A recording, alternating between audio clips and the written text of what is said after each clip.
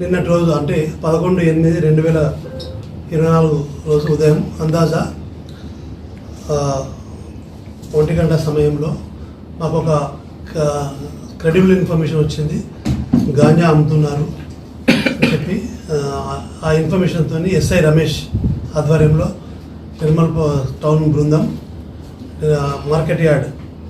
Nirmal market committee దగ్గరికి వెళ్ళడం జరిగింది. అక్కడ అనుమానంగా తిరుగుతున్న ఒక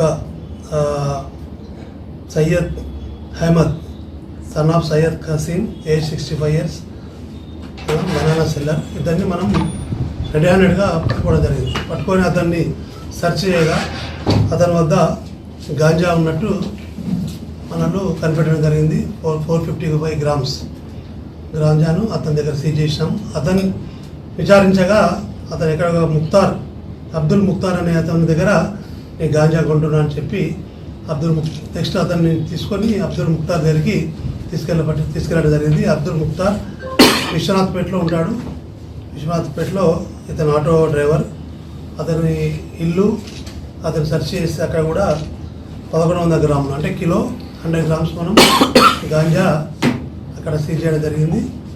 వీళ్ళు ఈ ముక్తార్ అనే అతను నాందేడ్ మహారాష్ట్రలోని నాందేడ్కి వెళ్ళి అక్కడ గాంజా పర్చేజ్ చేసుకొని వచ్చి అక్కడ తక్కువ రేటుకు కిలో 7,000కు 5,000 తీసుకొని ఇక్కడ చాలా చిన్న ప్యాకెట్లు చేస్తూ యూత్కు అమ్మడం జరుగుతుంది.